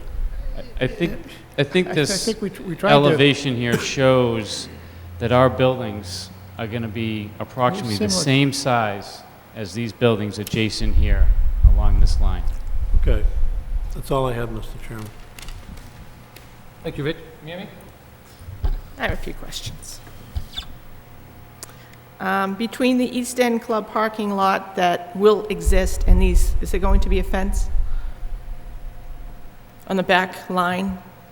Yes, but it's not going to be a stockade fence, like completely, it will be a Chain link? chain link fence so you can see through it. We don't want to create an area where if someone was to jump over this fence, that they couldn't be seen for safety reasons. Okay. Okay, I want to get into the parking issue. The East End Club is a great club, and I want to thank all the neighbors for coming here tonight. My issue from day one has been parking. You may have 50 people upstairs watching a ball game. You may have some event downstairs, maybe 100 people. That's 150 people. A lot of times people go to these events by themselves in their own car. So if you're talking 150 people, it's going to be 50 people without a place to put their car, and it's going to be in the neighborhood someplace. That's a concern for me. There is no room for extra parking on those streets. It just does not exist. So that is an issue. And I do want to see some type of your analysis versus the city's over the parking.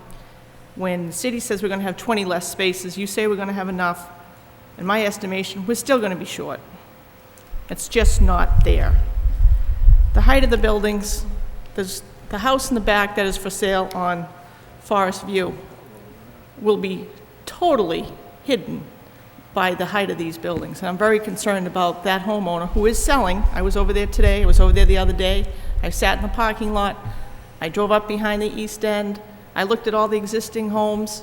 And I'm very concerned about all the neighbors, but in particular that homeowner who's going to look out their window and see now a chain link fence with a building that's going to be two stories over his, because his is about 2.5 stories. That's a big concern. The neighbors have had an issue with the trees, whether the city planted them, whether the East End Club planted them.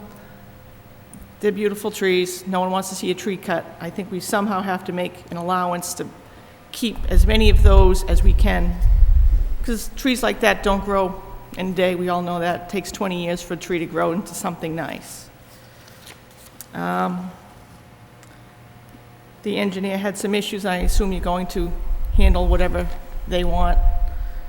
The water department had some metering info. I assume you'll take care of that if this is approved. The fire department had access questions about rounding off the drive. Has that been addressed? Yes, it has. Okay. But my big issue is the parking that I do not think exists for the East End Club, which has been, as I said, my concern from day one. And the issue for the height of these buildings, in particular, that house that's going to have in his backyard 2 condo units, not 1, 2, because the way they're so close together. And that's going to be a big concern for me. Well, if I can just, I did speak to Mr. Hall when we had the meeting. He didn't tell me he was going to sell. I don't know why he's going to sell. I don't know how Mr. Gothi knows how he's going to sell. Mr. Hall, we had a discussion about giving him a fence if he wanted it. He never got back to me. He's not here tonight. But we agreed that if he wanted a fence around his yard, we would give him. We met with him that night after the meeting at the, Matt was with me at the meeting at the East End Club, and he didn't indicate to me any objection to this project. He didn't have objections because he knew he's trying to get out. Well, he But might this- have knew then, but he never told us that. Right, but to this, the units, I think, are too many. I think it's too dense a project for this. And yes, they may line up to the neighborhood project, but there's 1 line of condos, not 2. And I just don't like the fact that it's too close to the house behind. The height and the parking for the East End Club, I think, needs to be addressed before this project should be approved. That's all I have to say. What did you say? I think the height and the parking should be addressed by the East End Club before we approve this. That's all I have. Thank you, Mary. Joe?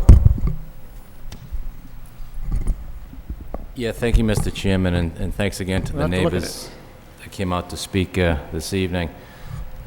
As been stated, East End Club has been a good citizen of the city of Lowell, and we certainly would like to see a project there that fits the neighborhood and one that's a workable project and the best project that we can make it. But I have some concerns as well, and I just want to address them briefly. You talked about possibly relocating the line of trees that are now there. There's some concerns that have been expressed by the Parks and Conservation Trust as to whether those trees can even be moved or not. I suppose that remains to be seen. But if you were going to move them, where would they go? There doesn't seem to be a place on the site. We've talked to the planning department, and we would work in conjunction with the city. I'm sorry, I can't hear. We've talked to the planning department about this very issue, and what we can do is get a truck with a spade, where they actually spade the tree out of their existing locations, and we'd be working with the city to put them in locations where they feel as though they might be warranted around the city.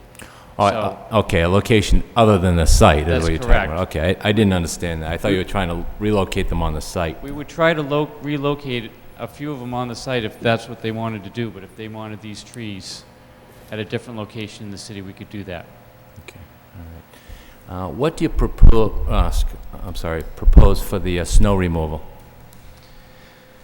We have snow removal in this area right here, as well as this area here, this area, and there's also snow removal for each individual spot for shoveling in these individual spaces. So as the driveways are shoveled, they would be piled up where the trees are, but I assume you have to have the driveway itself plowed at some point. Do you have enough snow storage area in that spot to put all the snow? In here for each individual No, not there, space? but when you plow the driveway? Yes, we believe that there's enough snow storage in this area here, there's snow storage in here, along here, as well as on this side over here, in here. And the way that the vegetation's set up is that the vegetation is perennial style vegetation, so that in the fall that would die back. This could be used for snow storage, and then the perennial vegetation would come up in the spring. Okay. What is the distance from Forest Ave to West 3rd? Couldn't pick that off the plan.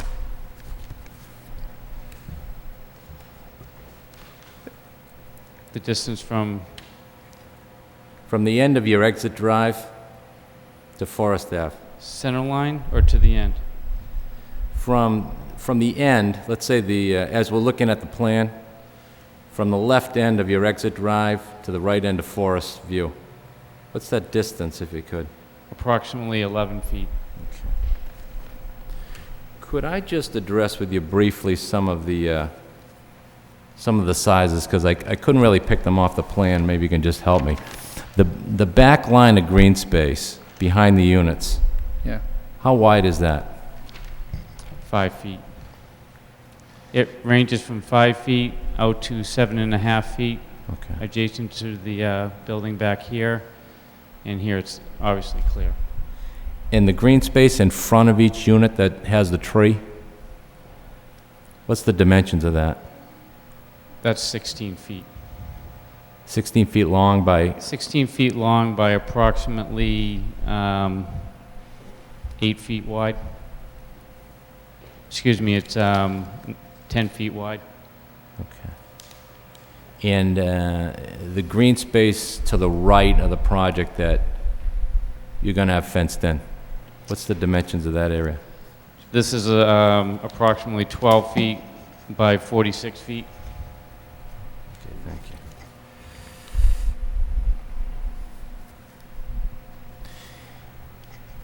The architectural drawings that, do you have that plan handy?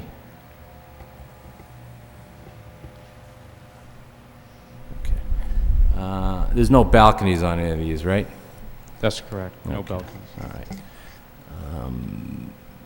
It's characterized as a three-story building, but in fact, the lower unit's the garage, and there's 3 units of living space above. Is that correct?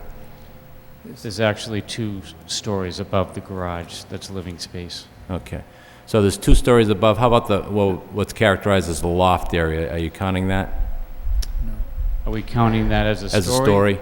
No, it's not counted as a story. Okay. It's a half story. It's technically a half story. All right. For the benefit of a couple of the neighbors that had a concern over the flooding issues that exist there, maybe you could talk a little bit about the subsurface drainage system that you're proposing to install? Yes, we've actually have done test pitting on this parcel, and we have permeable soils there. So all of the drainage calculations are in conformance with what could be handled with those permeable soils on this property. And this property is not located in the 100-year floodplain. Okay. That's not needing compensatory storage and floodplain issues. It's also been reviewed by the Conservation Commission that also had no issues with this project. And that's something that they would have checked as well as the city engineering department. Okay.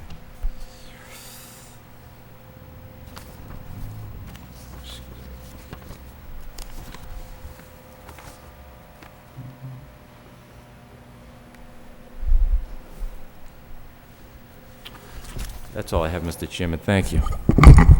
Thank you, Joe. I have a lot of questions, basically concerns, not really questions, just concerns I have, and I'm just going to state them. You don't have to address them, but I think you've addressed everything that we've raised either tonight or the last 2 preliminary plans, so these are just my concerns, and I don't think you have to respond to what I have to say. First, I also think the plan is too dense. When you came here in the preliminary plans, we told you that we thought 15 was a little big. We asked if you could cut it down. You said you're going to look at that. We considered working with that, maybe reduce it down. On the back lot that was talked about at length by Mary, I had concerns about that on the last 2 times we were here. I think that's way too close to the neighbor in the rear. You talk about it has to be 15 units because of the economics. Well, I think we're all faced with economic times here, especially the city of Lowell and everybody who lives in the city of Lowell. Under our criteria here does not say we have to consider the economics of the applicant. However, it does say to the contrary. Under our our special permit, under the neighborhood character, how does the project provide for the economic and the community needs? So if we want to talk economics, it's not whether it's economical and how it works for the East End Club, which is a great facility, it's how's the economics for the city. So it's not just what your economic gain is, either it fits or doesn't fit, that's your prerogative, that's not our prerogative. We want to see how it fits for the neighborhood. I'm concerned that if you had the access ways, if you lost one of the units, I think it would address the fire department's comments, which is a safety issue, where he says if you rounded it off on the road coming in and the road going out, I think by losing one of the units, you could round it off sufficiently, and therefore it would address the questions under what we have to consider on the special permit for the traffic access and safety would be the fire apparatus, and their comments tonight was to have it round off. On that plan, I don't see where it's rounded off. I think that's a concern I have. Other question we have on the traffic access, I don't think there's an adequate flow of pedestrian traffic. I think basically people just walk through the middle. I think there's cars backing up, backing in, but the access flow for the traffic and the pedestrians, I don't think that is a fair safety issue there. I'm concerned a little bit about the Forest View Road. It's a very narrow street. I think your exit is kind of close to that street. I think it's going to clog up in that area. I have problems with that. You talk about you have parking on West 5th Street, 2 streets away. I have not seen a plan that addresses that parking. I think when the applicant comes before us, the burden is on you to show us the parking apparatus in the plans. We've talked about this at the 2 preliminary hearings that came before us when the neighbors were here. We raised the parking issue and we were assured there was parking. We asked to see the parking. We have not seen the parking. Tonight at the public hearing, when we're all here, ready to go, we have not seen the parking that addressed the parking issue. Nope, I don't want to hear Mr. Flood, I'm sorry. These are my concerns, this is my turn. You had your turn, and we'll let you rebut. So, these are my comments, my concerns. I think I have a chance to speak. I let everybody else speak, so I wish you'd appreciate and let me speak. Thank you. I don't think the whole thing, I think it's a good project if it was downsized. Those are the main concerns I have. There's a question here about the trees. The trees have been brought out by many people, raising those issues, who they belong to, and those are my concerns. Thank you.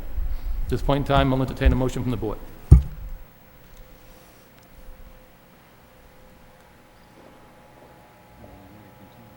Well, that's what I was going to say, but if you want to listen. Just a further discussion before a motion, if I may, Mr. Chairman.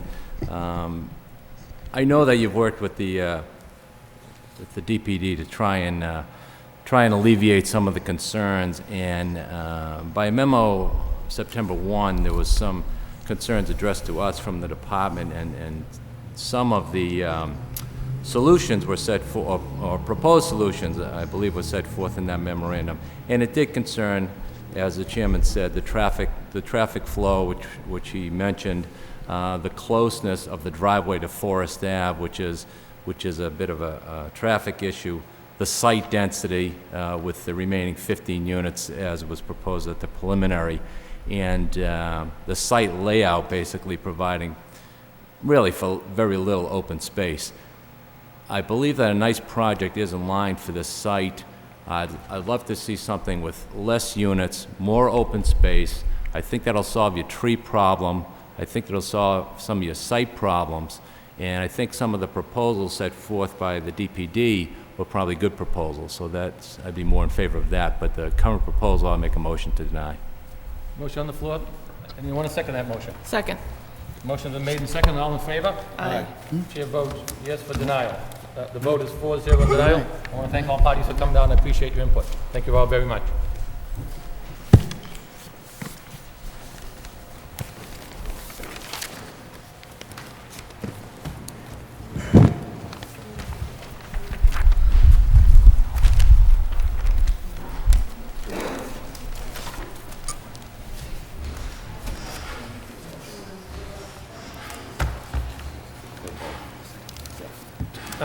For clarification, Joe, was that vote for the special permit as well as the site plan? Yes. Yes.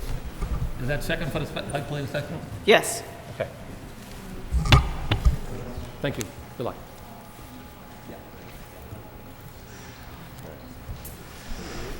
Yeah, the more detailed about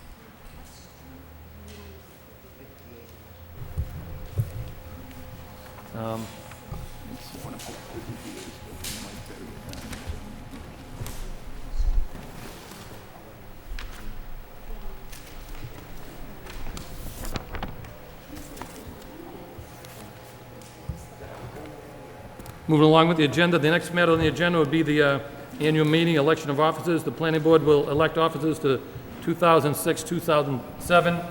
Board year positions to be elected include chairperson, vice chairperson, and a second vice chairperson. Mr. Chairman, I'd like to make a motion to reappoint Thomas Linehan as chairman of the planning board. Second the motion? There's a motion and a second. All in favor, say aye. Aye. Thank you very much. I appreciate that. Thank you, and I vote yes. Next matter would be a motion in order for a vice chairperson. Mr. Chairman, I'd like to make a motion to reappoint Attorney Joseph Claremont as second vice chair. Second. Motion on the floor made in second. All in favor, say aye. Aye. Joe, you accept? I do, thank you. Thank you. And we need a second vice chairperson, if we could. I'd like to make a motion to reappoint Richard Lockhart as second vice chair. I'll second that motion. Motion made in second. All in favor, say aye. Aye. Aye. Chair votes yes. Those elected officers are in effect until our next annual meeting, which will come in September of '07. Thank you, everybody. Moving along on the old business. Does anybody have any old business before, or either that we can jump right to the legal notices? Any old business concerns, any question? No? Okay. On the old business, we have notices from abutting towns. Anything? We have a couple of notices from other cities and towns in our packets. Anybody have any comments or concerns about the notices from the towns? None? Okay. Motion to place those files? Thank you. Second the motion? The general correspondences? Any correspondences, any planning board members?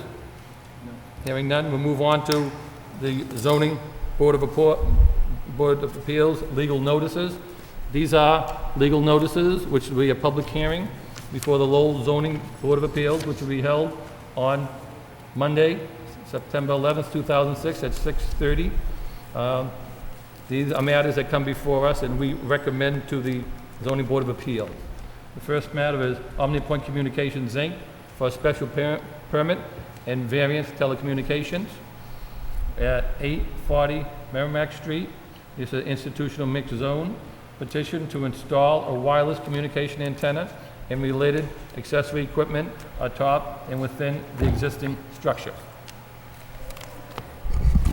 Mr. Chairman, as I look through this application, it looks like they want to install 3 panel antennas about 6 feet in length, if I read that correctly, 2 of which will be mounted on the facade and painted so that they would sort of blend in with the facade, and 1 would be enclosed within a flue pipe on the roof so as not to be visible. So I think it would be pretty unobtrusive and probably a pretty good area to put these. So I'd recommend that we recommend approval to the ZBA. I'll second. Motion made in second. All in favor, say aye. Aye. Vote is 4-0 to recommend approval. The next matter is Eva Development, LLC. This is for 724 Chelmsford Street. This is in a commercial high-rise zone, which is a HRC. Petition to allow a small takeout restaurant without the required parking. I think this is that new plaza being up there on Chelmsford Street that's been approved. The question is, I don't know how many parking spaces they have and what they're waiving. It looks like they were approved for 38 spaces, but it's unclear from the application what they're looking to waive and what's being proposed and what is required. So I don't think that we have enough information under this appliation to recommend approval. I think this is that plaza where those stairs nowhere used to be. Yeah, Right Yes. there. Dinah Tables, I believe his name is. And she- Forever. Yeah, that they want to put up there. I know, I was up there yesterday, they're coming along with the project. I know, I believe there was like 8 doors there. How many businesses are going in there? And obviously, it was still at the developmental stage, so you couldn't tell how many parking spots there are. So the concern I have, without knowing the parking spots, kind of puts us in a tough predicament without knowing without the required parking, whether how many parking spots they'd have at all. Obviously, I know they're talking about a takeout, but I think they're still going to need some accessibility for vehicles to pull in and pull out. And I don't know if they're going to have any seating at all inside the restaurant. So I don't know if we want to entertain a motion, and we don't have information at this time, or what Well, what we do have is the fact that it was approved a year ago with 38 parking spaces for 9 rental retail units. We don't know what the new plan's going to entail, so I don't feel we have enough information to make a recommendation. I agree. I'd recommend we take no action. There's a motion, anybody want a second, and we take no action due to Second, I'll insufficient- second that. Okay, motion made and second, all in favor, say aye. Aye. Aye. Chair votes yes. So we're not going to make a recommendation due to the fact we don't know how many parking spaces they requested that they want to go without the required parking amount. The next matter is Patrick Meehan at 730 Lawrence Street, a special permit and variant. This is a traditional mixed use to convert a 2-family to a 3-family without the required off-street parking. This is on 730 Lawrence Street. I just have an issue with the fact that it looks like there was an illegal third apartment in this, and I just don't think we should reward some of these homeowners with granting approval for an illegal apartment without the required parking. My concerns are out there that in this zone, as a TMU, the required lot size is 6,000, and they have 3,000. The required frontage is 65 feet, they have 30 feet. The side yard should be minimum of 10 feet with a total of 25. They have, I think, 1.2. 1.2 feet on one side, and can you tell what it is on the right side, Joe, if they have none? or- 2.8. Yeah, I couldn't tell if that At was... its widest point. And Yeah, there's at no the widest parking point. at all. Right, I was up there and I noticed there's no parking. It also says the rear yard, they need 20, required 20, they do have the rear yard. So the main thing is they don't have the side yard, and they only have half the amount of land that's required for this zone to begin with. For those reasons, I'd make a motion to recommend denial. Second. Motion made in second, all in favor, say aye. Aye. Aye. Aye, motion, it carries that we vote to deny 4-0. The next matter we have coming up is the ACLE Triangle Community Development Corporation. This is 511 Moody Street. This is the urban multi-family zone. Petition for the complete historic renovation of the existing structure, which is a formerly school building, to 15 units off affordable housing without the required parking. This was before the board on the last meeting that we had, that they come in for site plan approval. This is the one where it used to be the school that they want to put in there. I know we had questions and concerns about the parking in the front, but due to the fact of the area, and I know that the acre was behind it, I thought the board, we approved the site plan without the amount of required parking due to the fact that we didn't think there'd be a lot of parking in that area. So I know we're still familiar with this because it was just at the last meeting. Yeah, based upon the action we took at the last meeting, I make a motion to recommend approval. Second the motion. Motion made in second, all in favor, say aye. Aye. Aye. Before we adjourn, I just do have one question I should have brought up on, maybe under old business. Jim, I noticed in the paper last night that on, coming back for the next meeting, which is 2 weeks from tonight, we're gonna have that city ordinance for the in-law apartment Yeah, so, that was publicized. Is that the same bylaw one or the different one? The ordinance that was advertised most recently was actually for the sign ordinance. Oh, the sign one, okay. The I sign read it quickly, ordinance. and it just said to change the zoning going in, so I wasn't sure which one it was, okay. Yep, I actually... I didn't know if it was that one or this one, that's why I should have clarified the No. question, okay. You've already made your recommendation on the accessory dwelling unit ordinance, and I'm glad you brought that up because I wanted to mention to you tonight. There's tentatively, right now, we're planning on scheduling a zoning subcommittee meeting for that project. That was my next question leading up Yep. to, if that was this, could you let us know when the meeting may be? We need to confirm it tomorrow as to the exact time and date, but right now it is at 5 o'clock on the Tuesday before this upcoming Tuesday. It's I know it's brief notice. We've been next Tuesday? this upcoming Zoning? Tuesday. Zoning? That'll be the 12th then? Because Yes. Monday's the 11th, correct? Correct. Yep. Right. It's this 12 at the 12th at 5 o'clock. I've gone back and I reviewed everything that was mentioned at the meeting, and I think we put together a list of possible recommendations. Hopefully, they'll be discussed at the zoning subcommittee meeting, and I obviously extend the invite to you to come to that meeting as well. Okay. If you can make it at 5 o'clock next Tuesday. They'll be here, Jim, or they have it down the hall? They have it here? I believe it's in the mayor's reception room. Okay. There usually are, the subcommittee meetings are typically in the mayor's reception room. I knew that, but then they were talking about putting them in here so they could be televised as well, so I didn't know if they'd move them. But if we show up, we'll know if it's not there, it's down Yeah, here. we should have an official, advertisement tomorrow. I know there was talk and about trying to it- put those on TV for the neighbors. Right, I mean, right. the viewing audience as well. It's right down the hallway. Yeah, so I mean, if we If show it's up not there, there, like I say, it's down here. If it's not here, then we it's park down in the there. same spots outside, Right. so, okay. So if anything changes and it's not at 5 o'clock, or if it's not on Tuesday night, I'll let you know. But as of Okay. right now, make the assumption that it's this upcoming Tuesday, so 4 days from now, at 5 o'clock. Okay, thank you, Jim. Any other concerns or questions or updating by the planning board members? Nope. Having none, we'll entertain a motion to adjourn. Motion to adjourn. Motion has been made and second. All in favor, say aye. Aye. Aye. Thank you very much. Good night, everybody.